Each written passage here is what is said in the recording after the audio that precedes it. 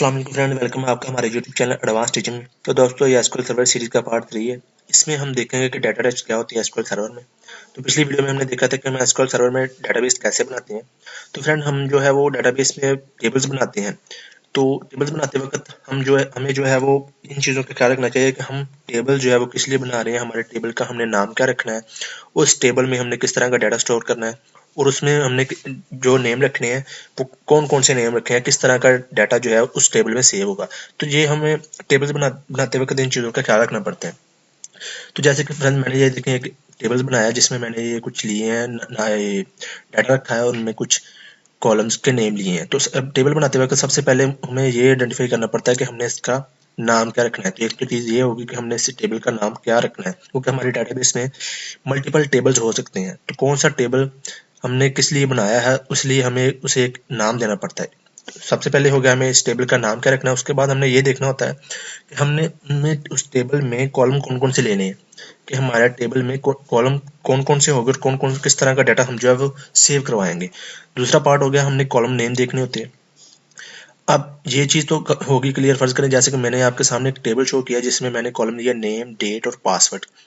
अब देखिए नेम वाले कॉलम में मेरा नेम सारे शो हो रहे हैं और डेट वाले में मैंने डेट ली हुई है, पासवर्ड वाले में मैंने कुछ 1 2 3 ऐसे पासवर्ड सेट किए हो। तो ये टेबल बनाते वक्त हमें इन चीज़ों का ख्याल रखना होता है। हमें बताना होता है कि हमने इस टेबल में कौन से कॉलम रखने हैं और किस तरह का डाटा सेव करना है, और जो किस तरह का डाटा सेव करना है उसे हम बोलते हैं डाटा टाइप्स।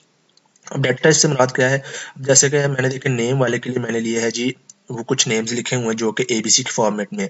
और डेट के लिए मैंने ये देखे डेट फॉर्मेट लिए हुआ है जिसमें मैं हाइफन भी यूज़ कर सकता हूँ, या जो ये मैंने सिंबल यूज़ किया हुआ डेट का। ऐसे ही पासवर्ड के लिए मैंने देखा अब इसमें पासवर्ड वाले जो है कॉलम, इसमें मैंने कौन सा डाटा सेव किया है, जो हमारे पास 1 2 3 4 ऐसे जो न्यूमेरिक डाटा है वो सेव किया है। तो हमें टेबल बनाते वक्त ये चीज़ें बतानी पड़ती है कि हमारे इस कॉलम के लिए कौन सी डाटा टाइप हमने रखनी है, फलां कॉलम के लिए कौन सी डाटा टाइप रखनी है। ऐसे जैसे नेम के लिए मैंने इधर रखी हुई है स्ट्रिंग, हमारे एसक्यूएल सर्वर में ये स्ट्रिंग टाइप का डाटा है। और इसके डेट के लिए मैंने रखा हुआ डेट, ये डेट टाइप डेट आएगी इसमें, इस तरह का डाटा रखा हुआ है मैंने कॉलम डाटा टाइप रखी हुई है। ऐसे ही पासवर्ड के लिए मैंने न्यूमेरिक रखा हुआ है। तो ऐसे ही जब हम टेबल बनाते हैं डेटाबेस के अंदर तो हमें ये चीज़ें बतानी पड़ती हैं। तो चले हम देख लेते हैं सबसे पहले टेबल्स वगैरह बनाने से पहले कि हमारे पास कितनी तरह की डाटा टाइप्स होती हैं और कौन कौन सा डाटा जो है वो स्टोर करती हैं।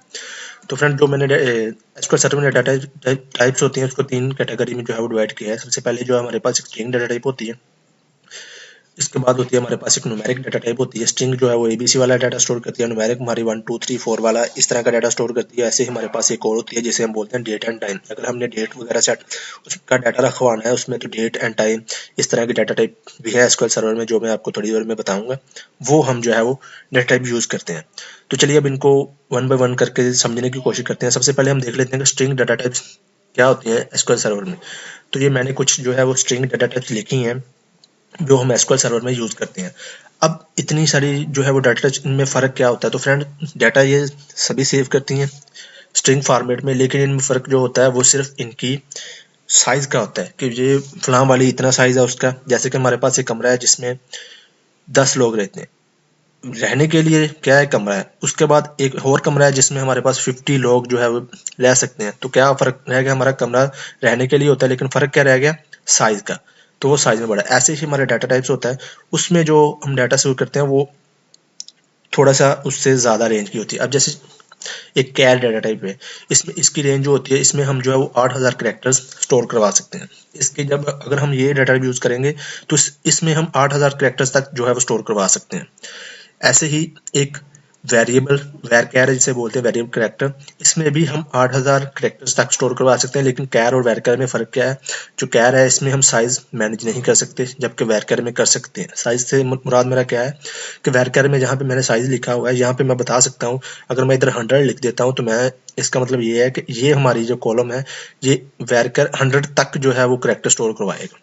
इससे क्या होगा, अब जितने भी हम ये जो साइज वगैरह डिफाइन करते हैं ये हमारी डेटाबेस वैसे ही हैवी होती है। तो इस तरह हमें जो है वो मैनेज करना पड़ता है टेबल्स को कि हम कितने साइज का डाटा इसमें स्टोर करवा सकते हैं। तो वेरकर में हम साइज भी जो है वो कर सकते हैं मैंने।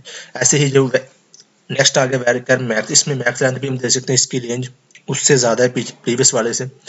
तो अब इसके बाद हमारे पास नेक्स्ट जो होती है टेक्स्ट। ये सारी जो होती है बेसिकली स्ट्रिंग टाइप का डाटा स्टोर करने के लिए होती है, लेकिन इनमें सिर्फ रेंज का फर्क है कि रेंज जिनकी ज्यादा है वो डाटा ज्यादा स्टोर कर सकती है। जैसे कि ये टेक्स्ट है, इसकी रेंज देख लें सबसे ज्यादा है।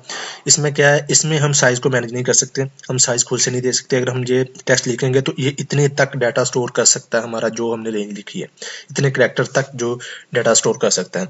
ऐसे ही एन कैर है, एन कैर इसमें क्या है, 4000 कैरेक्टर जो है वो हम स्टोर कर सकते हैं, लेकिन इसको भी हम साइज इसका जो है वो खुद से मैनेज नहीं कर सकते। इसकी अब देखें, वो कैर और एन कैर में फर्क ये है, उसकी 8000 है, इसकी 4000 है। अब एन कैर जो है, जिसे बोलते हैं यूनिकोड स्ट्रिंग बोलते हैं इसे हम जो है, अगर एक करेक्टर जो है 2 बाइट्स का होता है, जबकि उधर कैर में जो होता है वो एक करेक्टर मतलब एक ही बाइट्स का होता है, तो ये फर्क है, इसलिए इसकी 4000 है। अब एन वैर कैर है, इसमें जो है वो साइज इसका भी 4000 करेक्टर, लेकिन इसका साइज हम खुद से मैनेज कर सकते हैं। जहाँ पे मैंने साइज लिखा हुआ है, अगर मैं इधर लिख दूं कि 50 लिख दूं, तो इसका मतलब ये हमारा कॉलम जो है वो 50 करेक्टर ले सकता है। ऐसे हम साइज इसका मैनेज कर सकते हैं।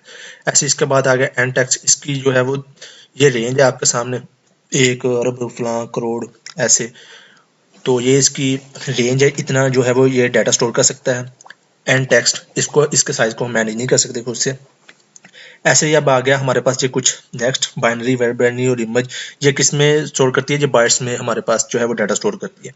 जैसे कि ये 8000 बाइट्स तक जो है बाइनरी अगर लेते हैं तो 8000 बाइट्स तक ये स्टोर करता है अपना डाटा। ऐसे ही वेरिएबल बाइनरी है, इसमें भी 8000 होती हैं, लेकिन इसके साइज को हम खुद से मैनेज कर सकते हैं। जैसा कि साइज में मैं दे दूं कि 1000 बाइट्स, तो ये 1000 बाइट्स ही एक्सेप्ट करेगा, ना कि 8000। ऊपर वाले में 8000 तक एक्सेप्ट कर सकता है। ऐसे इमेज के लिए इसकी रेंज इन दोनों से ज्यादा है, इसमें इतने हम बाइट्स तक जो है वो स्टोर कर सकते हैं। तो ये फ्रेंड हमारे पास कुछ स्ट्रिंग डाटा टाइप्स ही, ऐसे ही हमारे पास कुछ न्यूमेरिक डाटा टाइप्स भी हैं एसक्यूएल सर्वर में। जैसे कि ये आपके सामने ये न्यूमेरिक डाटा, जैसे कि 1 2 3 4 5 या पॉइंट्स वाले नंबर 12.59 इस तरह का डाटा स्टोर करने के लिए होते हैं, लेकिन इनमें भी ऐसे ही रेंज का फर्क है। सबसे पहले जो है बिट, ये कौन सा डाटा स्टोर करती है, ये सिर्फ 0 और 1 ये दोनों डाटा स्टोर करती है। 0 का मतलब फॉल्स, 1 का मतलब ट्रू, बस इसमें यही डाटा स्टोर कर सकते हैं हम। ऐसे ही टिनी इंट, इसका साइज है 0 से लेकर 255 तक जो है हम डाटा इसमें स्टोर कर सकते हैं टिनी इंट में।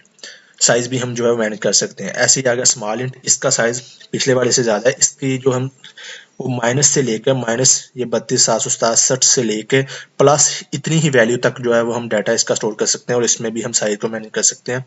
अब उसके बाद आ गया इंट, अब इंट की वैल्यू इन सबसे ज्यादा है, यहाँ तक हम माइनस से लेके माइनस ये 2 1 4 7 4 8 3 6 4 से लेके इसी को ही प्लस तक जो है वो हम डाटा इसमें इंटीजर फॉर्मेट में सेव कर सकते हैं, इसे हम इंटीजर बोलते हैं।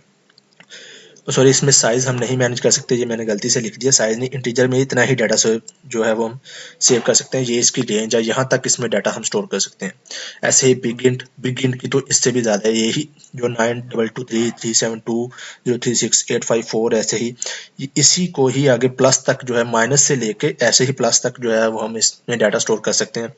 अब नेक्स्ट जो है हमारे पास आ गया फ्लोट। अब फ्लोट फ्रेंड, इसमें ये होता है फ्लोट और डेसिमल, ये किस लिए होती है, ये हमारे पास जो पॉइंट्स वाले नंबर होते हैं कि पॉइंट्स के बाद हमारे पास नंबर आएगा, जैसे कि 5745 पॉइंट, ये कोमा डाला हुआ है मैंने, 0.000 ऐसे, ये वाला इस तरह का डाटा स्टोर करने के लिए हम जो है वो ये डाटा यूज करते हैं। अब फ्लोट और डेसिमल में क्या है, अब फ्लोट में हम फिक्स कैरेक्टर ही बता देते हैं कि जैसे कि 2.3 इस तरह का, मतलब इतने ही कोमे के बाद और कोमे से पहले इतने ही कैरेक्टर इसमें फ्लोट में आ सकते हैं। लेकिन डेसिमल में हम ये भी बता सकते हैं कि हमारे पास पहले कैरेक्टर जैसे कि 5745 के बाद ये कोमे की जगह डॉट, इसके बाद 4D की जगह हम जो है वो लिख सकते हैं कि हमारे इसके बाद इतने जो है कैरेक्टर और रहे हैं। जैसे कि मैं इधर D की जगह 4 लिख दूं, तो इसका मतलब इसके बाद डॉट के बाद भी हमारे पास 4 और आ सकते हैं।